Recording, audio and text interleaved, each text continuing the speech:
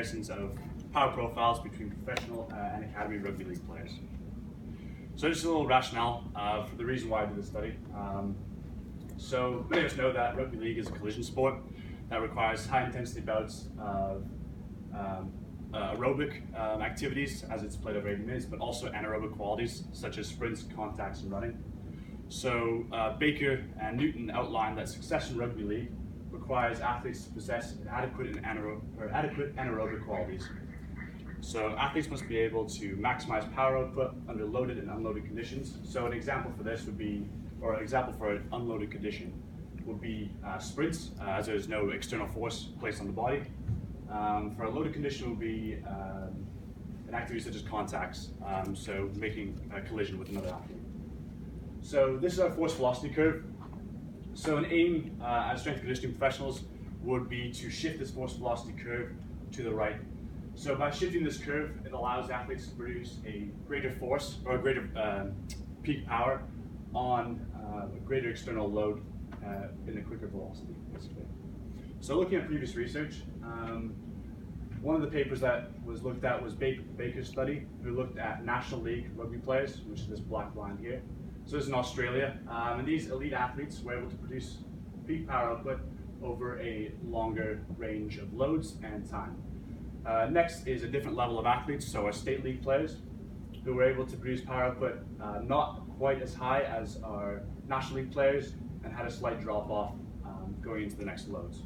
And then looking at our college age athletes, who were unable to produce the same amount of power and dropped quite significantly after reaching around 60 kg. So seeing this, research has compared playing levels rather than looking at the same club itself. Also, the velocity component hasn't been looked at in research that much. It's all been based around strength, so looking at 1RMs. And then another niche area that hasn't been looked at is those athletes that have recently made that transition from the academy to the first team. So ones who have only experienced maybe 1 or 2 pre-seasons.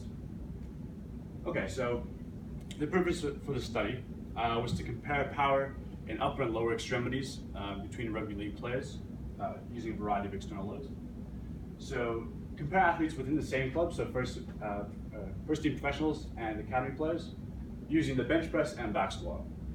So, and recommendations can also be made on how these athletes will be able to develop power to compete and progress to the next level of competition. Okay, so good thing John Newton's not here to see this data from Warrington. So first team athletes, around 25 years old. There was 13 of these, sorry I didn't put them up there. There was 13 of these athletes, mainly consisting of backs, who had a bench press around 133 kilos. Unfortunately, squat data was not collected as a lot of the first team athletes did front squats, and back squats were kind of practical to do in a first team environment for time constraints. Our junior first team athletes, so those who have experienced less than or around 2 pre-seasons, aged around 20 years old and had a 120 kilo bench press 1RM. And then for the academy, we're looking around 18 years old with 800 kilo bench press 1RM. So for the testing, the strength testing was roughly around a week before.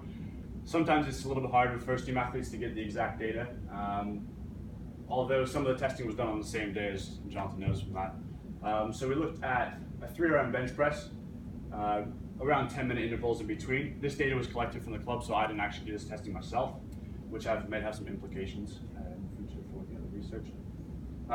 But squat testing was completed in a randomized order of 40, 60, 80, and 90 kilos. Then rest period was given, and then following that was a bench press testing in a randomized order of 20, 40, 60, and 80 kilos. So this is the gym wear that was used. So it's a linear transducer that's attached to the side of the barbell, as you see in these photos here. So it's attached to the ground, then straight onto the barbell. So for the bench, the athletes brought the bar down to the chest and exploded it up to include the stretch short use cycle and stretch reflex. And then for the squat, the athletes had the gym wear attached to the barbell, and a box was placed underneath the athlete's hips. So they touched the box and shot straight back up instead of pausing. So again, it induced the stretch short use cycle and stretch reflex. Okay, so here's our results. So for the back squat, the first team, it's quite clear to see that they continue to produce power over the high loads. So I'll discuss it later, but one of the implications would be that the loads should have been progressed on, as it may have continued to increase or just slightly dropped off. For the junior first team players, we see an increase to the same point around 60 kilos and then a slight drop off, but still continuing to peak.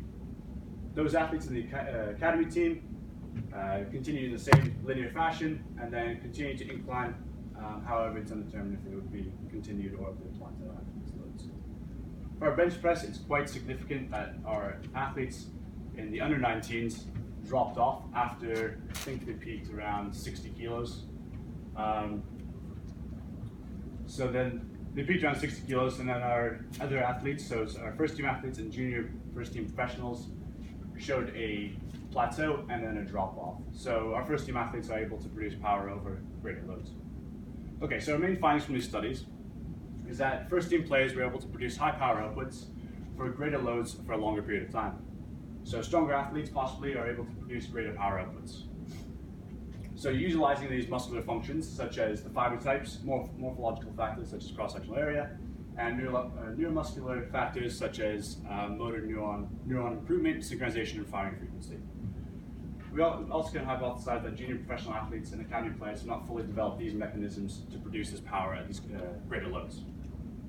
So implications for the study. So as I previously mentioned, loads were not based off 1RM percentages. Just was due to dealing with the first team setting, not being able to individualize loads, and although we didn't have 1RMs as well too for back squat. So it would have been more beneficial to use these percentages to see what loads the athletes produce the most power. Also, data cannot be correlated for 1RM back squat, as the repetition maxes weren't done. So if they were done to a 3 to 5 repetition max, didn't have that completed. Loads for the back squat should have continued, as we saw before. There was all the athletes continued to peak. So it would have been beneficial to do possibly 100 kilos or even up to 110 or 120 kilos. So thank you very much for your time.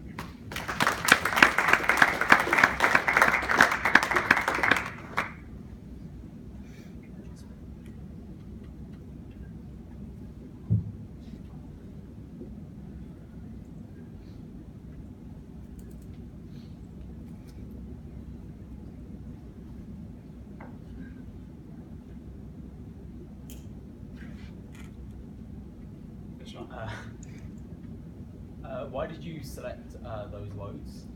And kind of why were they different for the bench and the squat? Sure, okay. So going back to the loads, you see here.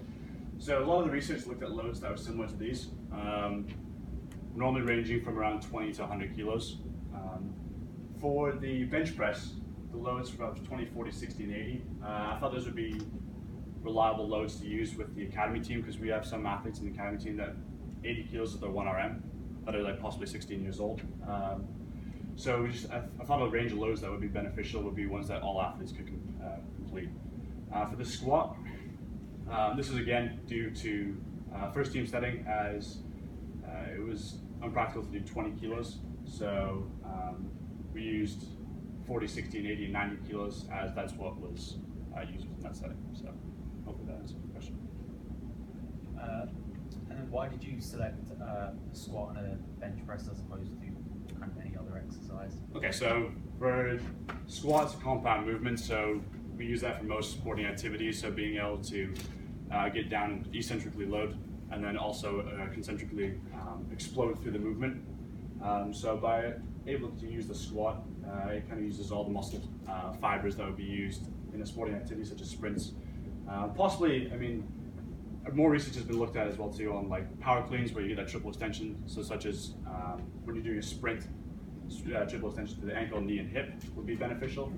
For the bench press, another compound movement that's used for assessing upper body maximal power. Possibly in other research, a pull would be beneficial to see the pulling capabilities, but the bench press is mainly used just to use explosive force. Yes. So if the loads were relative to their 1 rep max, how do you think that it was better? Do you think it'd be different? Or? Yeah, so I think looking at the research, a lot of professional athletes are able to produce peak power at lower percentages of their 1RM. And the academy athletes would probably be near a higher percent. So maybe around 50 to 60, while the first team would be around 20 to 30, maybe 30 to 40%. So I think that would vary quite a bit. But then possibly, when I look at the results, I'm going to do a partial correlation to see if those athletes in the academy use more of the velocity component to producing the high power, but then the stronger elite athletes that might use more of their force component. You had a mix between the squat testing and the bench power testing. Did you want any sort of fatigue within that 10 minutes? Could possibly be, although for the squat power testing, didn't really utilize much of the upper body, so hopefully that would be still, fresh is not really the best term to use, but possibly still capable of doing the exercises. The tests were done in a short period of time, just because there was a testing day within the elite environment, so a lot of rest didn't really be given. So the limitation there.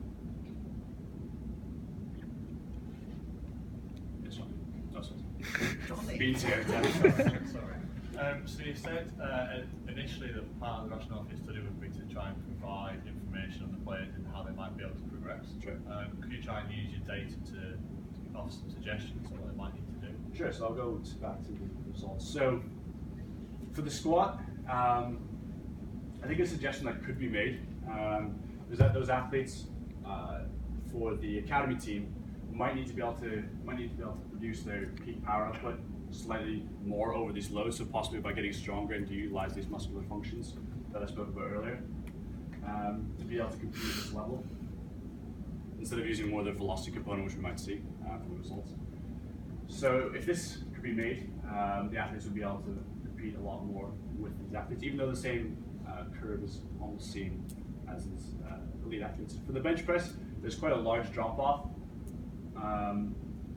However, some of the athletes can even bench 80 kilos. So possibly increasing the strength might have a large effect on how they'll be able to produce power over these loads.